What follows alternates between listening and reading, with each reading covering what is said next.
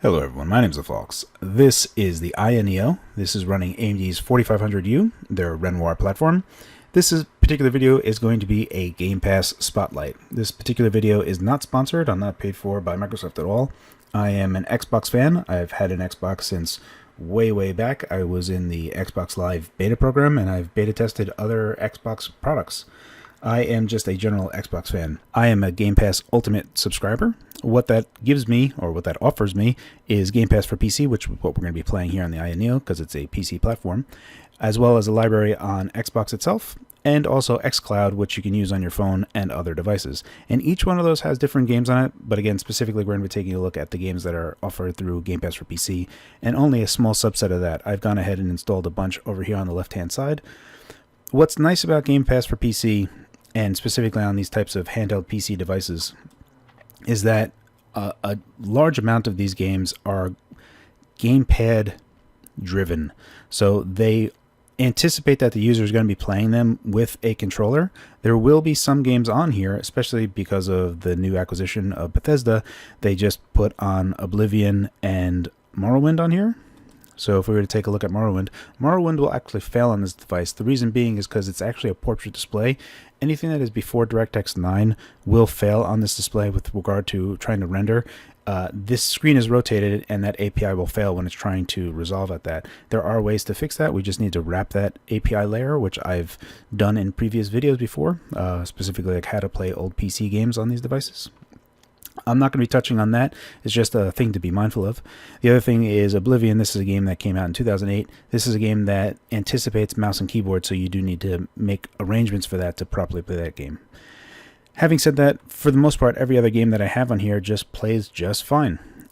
So there, by my count, if I look at the list of games that's on here, I should say by my count, by a guesstimate, it's around like 100 to 200 games. So if you are a person that has never gamed on PC and you've been a console gamer for most of your life and most of your library exists on console, one nice avenue might be Game Pass for PC or Game Pass Ultimate.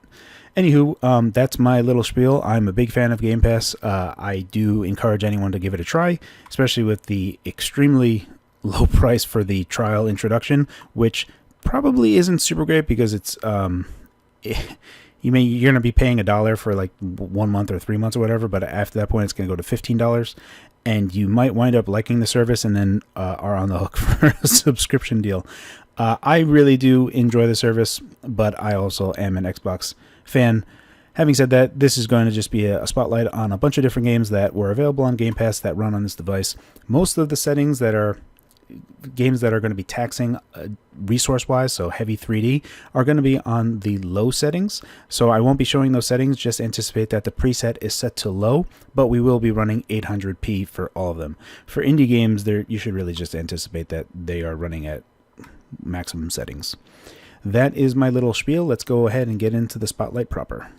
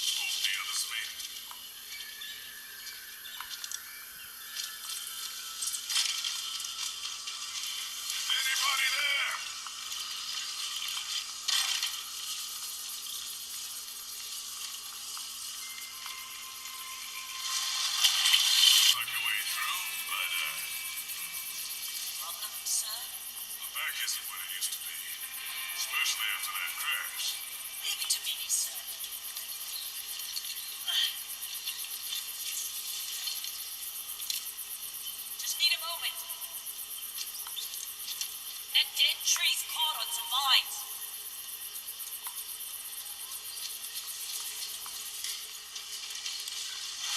Heads up!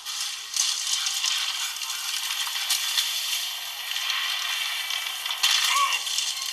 Well done, soldier. Some more supplies. I told ya. Lucky.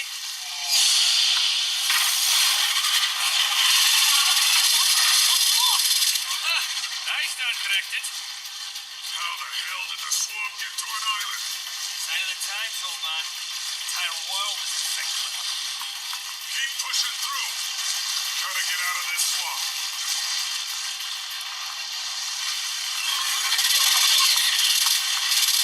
It's dropping leeches! Leeches in the water. Well, at least now we have some idea about the mission. Must be the first wave of troops are sending in. 2 soldiers and a driver isn't exactly what I'd call a wave. You're a driver. Delivery driver. Award-winning. Demo drop on standby.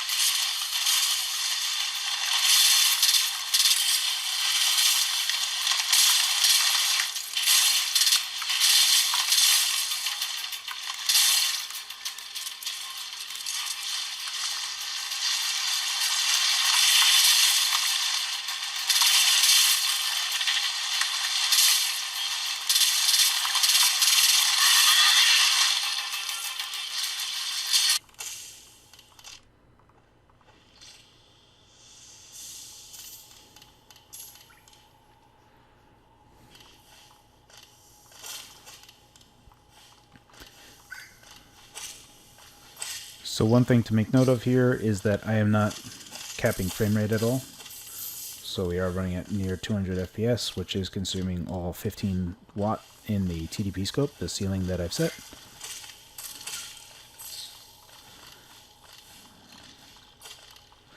So there's a few options that we have here. You could either put a frame limiter on, put VSync on, or manually lower the TDP. There's a few different options that you have.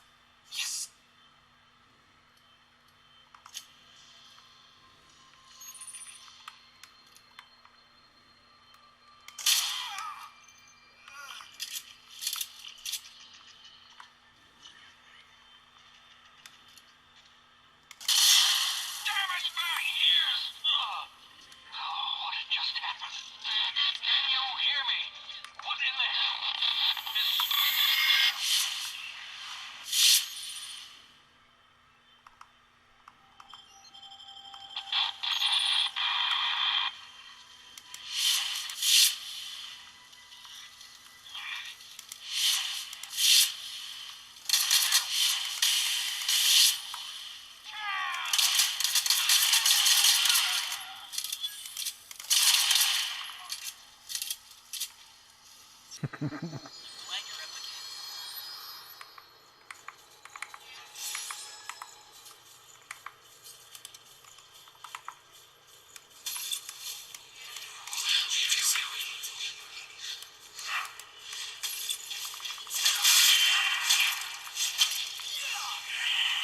Please don't fall.